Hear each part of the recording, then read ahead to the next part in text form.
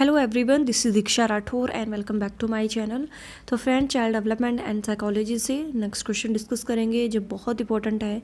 सो जल्दी से वीडियो को लाइक एंड शेयर कर दीजिए और चैनल को सब्सक्राइब कर लीजिए।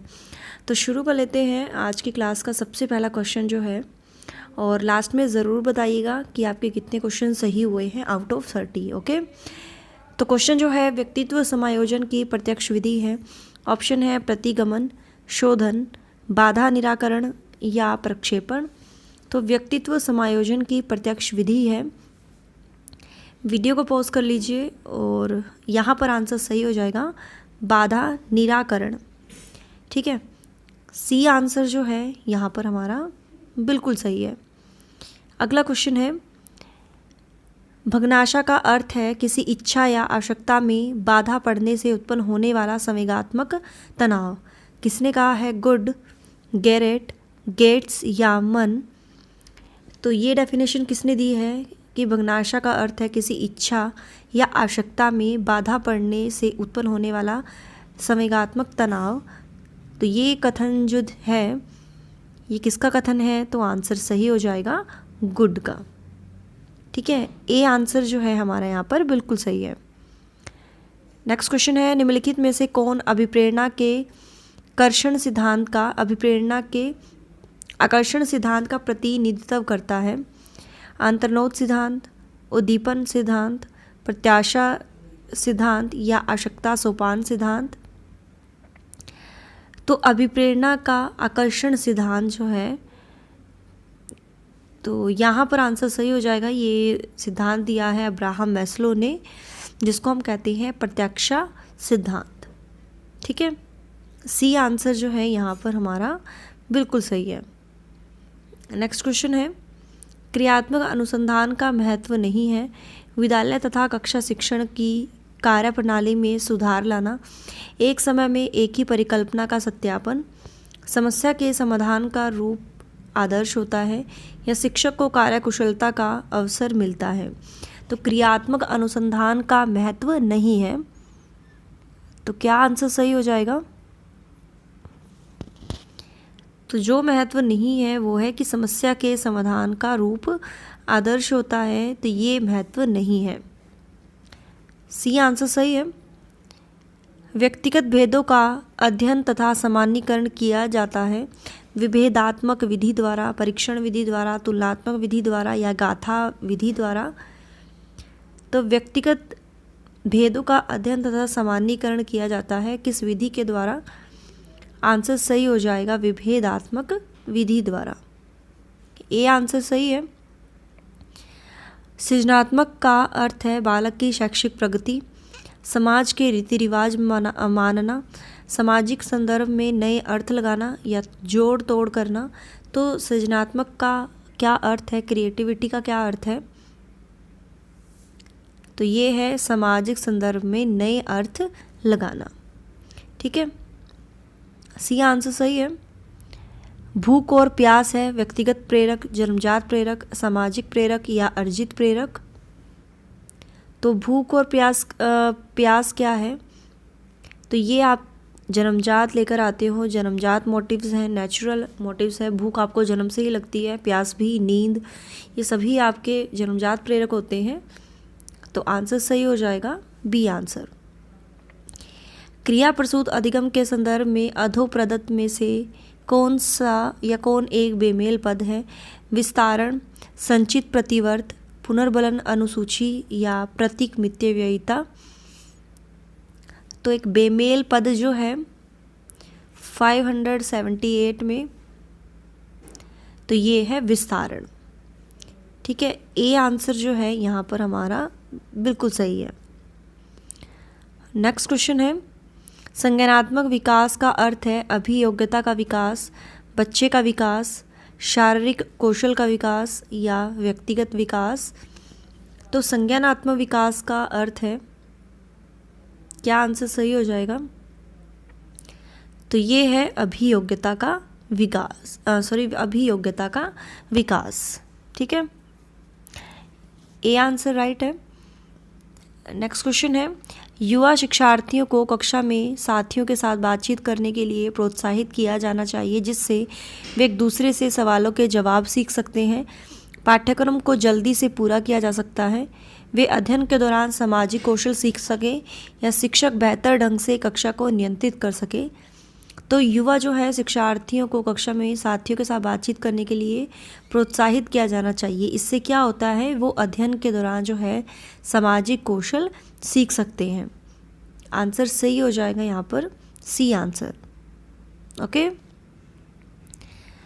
नेक्स्ट क्वेश्चन है, अध्यापक को यह सुनिश्चित करना चाहिए कि उसकी कक्षा में सभी शिक्षार्थी अपने आप को स्वीकृत और सम्मानित समझे। इसके लिए शिक्षक को चाहिए कि वह उन छात्रों की तलाश करे जो अच्छी अंग्रेजी बोलते हैं और अमीर घरों के हो और उन्हें आदर्श के रूप में प्रस्तुत करें। अपने छात्रों की सामाजिक और सांस्कृतिक पृष्ठभूमि को जानने और कक्षा में विविध मतों को प्रोत्साहित करने की कोशिश करें।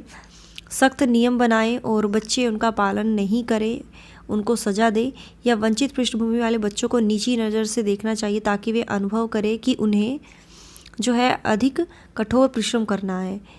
तो इसमें देखिए क्या सही आंसर हो जाएगा कि सभी विद्यार्थी जो अपने आप को एक्सेप्ट करें, अपने आप को रिस्पेक्टफुल समझे। तो शिक्षक को क्या करना चाहिए, यहाँ पर फर्स्ट वाला तो नेगेटिव है, थर्ड वाला भी और फोर्थ वाला भी। बी आंसर जो है बिल्कुल सही है कि अपने छात्रों की सामाजिक और सांस्कृतिक जो बैकग्राउंड है उसको जाने और कक्षा में विविध मतों को प्रोत्साहित करने की कोशिश करें। बी आंसर यहाँ पर सही हो जाएगा। अगला क्वेश्चन है, व्यक्तित्व की विशेषता किस रूप में बताई जा सकती है? ऑप्शन है शारीरिक विशेषताओं का समुच्चय, मनोवृत्तियों और शील गुणों का समुच्चय, परिस्थितियों के प्रति प्रतिक्रिया करने की समुच्चय शैली, या उपरोक्त सभी। तो आंसर सही हो जाएगा उपरोक्त सभी। ठीक है, व्यक्तित्व की जो विशेषता है, देखिए इसमें शारीरिक विशेषता भी आती हैं, शील गुण या उनकी जो मनोवृत्तियां हैं, या परिस्थितियों के प्रति प्रतिक्रिया करने की जो समुच्चय शैली है। तो आंसर क्या सही हो जाएगा यहाँ पर, फोर्थ आंसर, मतलब उपरोक्त सभी। ठीक है, अगला क्वेश्चन है, बुद्धि के एकल कारण या एक तत्व सिद्धांत के प्रतिपादक थे डॉक्टर जॉनसन, स्पीयरमैन, बिने या थ्रस्टन? तो एकल कारण या एक तत्व सिद्धांत के प्रतिपादक थे, तो ये है बिने टर्मन। इन्होंने जो है जी फैक्टर इन्होंने बताया था। ठीक है, यानी एक तत्व सिद्धांत इन्होंने दिया था। अगला क्वेश्चन है, एक शोधकर्ता के रूप में आप निम्नलिखित में से कौन से शीर्षक को अनुसंधान प्रस्ताव में सम्मिलित नहीं करेंगे? अनुसंधान समस्या की पृष्ठभूमि, अनुसंधान के उपकरण, अनुसंधान के लिए मूल विस्तृत व्याख्या, या अनुसंधान की परिकल्पनाएं? बताइए आंसर क्या राइट हो जाएगा। और मेरा पर्सनल चैनल है मिशन टैट, तो वो भी आप सब्सक्राइब कर लीजिएगा। तो 584 में आंसर राइट हो जाएगा अनुसंधान के लिए मूल विस्तृत व्याख्या। सी आंसर जो है यहाँ पर हमारा बिल्कुल सही है। विकास को प्रभावित करने वाला वातावरणीय कारक निम्न में से कौन सा नहीं है? शिक्षा की गुणवत्ता, शारीरिक गठन, पोषक आहार की गुणवत्ता, या सांस्कृतिक? तो विकास को प्रभावित करने वाला वातावरणीय कारक निम्न में से कौन सा नहीं है? तो जो नहीं है वो है शारीरिक गठन। ठीक है, बी आंसर सही है। नेक्स्ट क्वेश्चन है, चिंतन क्या है? प्रतीकों का प्रयोग, भाषा का प्रयोग, प्रत्यक्षिक प्रक्रिया, या संप्रत्यय अधिगम? तो चिंतन क्या है यानी थिंकिंग क्या है? तो आंसर सही हो जाएगा प्रतीकों का प्रयोग। ये आंसर राइट है। फिल करना है, छात्र में रुचि उत्पन्न करने की कला है शिक्षण, सहानुभूति, समदृष्टि, या प्रेरणा? तो किसके द्वारा छात्रों में रुचि उत्पन्न कर सकते हैं, या रुचि उत्पन्न करने की कला क्या कहलाती है? तो ये कहलाती है मोटिवेशन, यानी अभिप्रेरणा। अगला है, निम्न में से कौन सा पिछड़ेपन का कारण नहीं है? विशिष्ट पिछड़ापन, शारीरिक दोष, सामान्य बुद्धि का अभाव, या स्वस्थ वातावरण? तो कौन सा पिछड़ेपन का कारण नहीं है? तो आंसर सही हो जाएगा स्वस्थ वातावरण। ठीक ठीक है, क्योंकि देखिए विशिष्ट पिछड़ापन तो है और जो शारीरिक दोष होते हैं ये भी पिछड़ेपन का कारण है। सामान्य बुद्धि का भाव, तीनों ही है, लेकिन स्वस्थ वातावरण पिछड़ेपन का कारण नहीं है। तो आंसर सही हो जाएगा डी आंसर। नेक्स्ट क्वेश्चन है, आपको अपनी कक्षा में 2 मंदबुद्धि बच्चों को बैठाने के लिए बोला गया है, आप उन्हें अपनी विद्यार्थियों के रूप में ग्रहण करने में इनकार करेंगे। प्रधानाध्यापक को उन्हें किसी और कक्षा में जो कि मंदबुद्धि बालकों के लिए विशेष रूप से चिन्हित है में बैठाने के लिए बोलेंगे। ऐसे विद्यार्थियों को सिखाने की तकनीक सीखेंगे या उपरोक्त में से कोई नहीं। तो आंसर सही हो जाएगा, देख लीजिए, ऐसे विद्यार्थियों को सिखाने की तकनीक सीखेंगे, सी आंसर सही है। नेक्स्ट क्वेश्चन है, सीखने की वह अवधि जब सीखने की प्रक्रिया में कोई उन्नति नहीं होती कहलाती है। सीखने का वक्र, सीखने का पठार, स्मृति या अवधान। तो सीखने की वह अवधि जब सीखने की प्रक्रिया में कोई उन्नति नहीं होती, तो ये कहलाता है सीखने का पठार। ठीक है, बी आंसर सही है।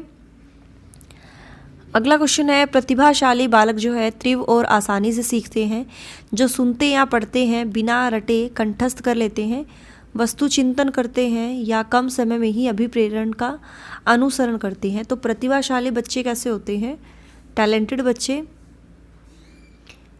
तो ये है कि कम समय में ही जो है अभिप्रेरणा का अनुसरण करते हैं।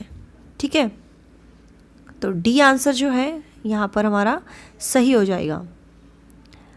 नेक्स्ट क्वेश्चन है, अपने ऊर्जा बल को बाहर की ओर अभिव्यक्त करने वाले व्यक्ति का प्रकार होता है ज्ञानात्मक व्यक्तित्व, कलात्मक व्यक्तित्व, बहिर्मुखी व्यक्तित्व या धार्मिक व्यक्तित्व। यानी अपनी एनर्जी को बाहर की ओर अभिव्यक्त करना, यानी दूसरों के सामने अभिव्यक्त करना अपनी एनर्जी को, किस टाइप का व्यक्तित्व होता है, ये बहिर्मुखी होता है, यानी मिलनसार होते हैं ऐसे व्यक्ति। ठीक है, तो सही आंसर हो जाएगा सी आंसर। अगला है, मूल्यांकन से अभिप्राय है छात्रों की आवश्यकता का पता लगाना, छात्रों की बुद्धि का पता लगाना, छात्रों के अधिगम की सफलता व असफलता का अध्ययन करना या स्वास्थ्य परीक्षण करना। तो मूल्यांकन से तात्पर्य है, तो ये है छात्रों के अधिगम की असफलता का अध्ययन करना, सी आंसर सही है। नेक्स्ट क्वेश्चन है, कक्षा में लिंग रूढ़िबद्धता से बचने के लिए एक शिक्षक को चाहिए कि वे लड़के और लड़कियों दोनों को गैर पारंपरिक भूमिकाओं में रखने की कोशिश करें। अच्छी लड़की या अच्छा लड़का कहकर अच्छे काम की सराहना करें।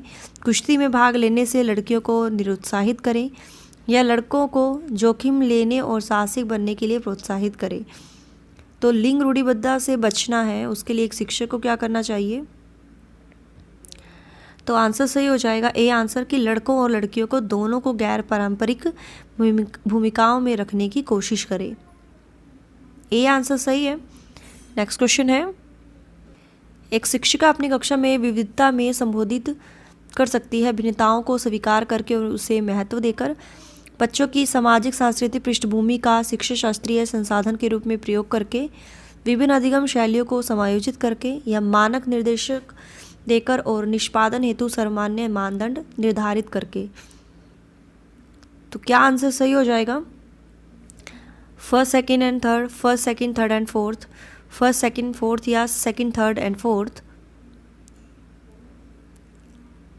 595 में आंसर राइट हो जाएगा।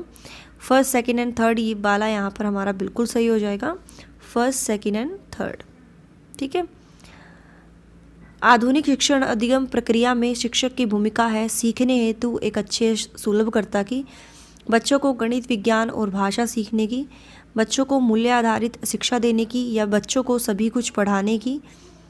तो मॉडर्न टीचिंग जो लर्निंग प्रोसेस है उसमें टीचर की क्या भूमिका है, सीखने हेतु एक अच्छे सुलभकर्ता की, यानी फैसिलेटर की, एक अच्छे फैसिलेटर की, ताकि बच्चों को हर एक फैसिलिटी प्रोवाइड कराई जाए, ए आंसर सही है। स्किनर ने अपना प्रयोग किया कुत्ता, चूहा व कबूतर, बिल्ली या कोई नहीं।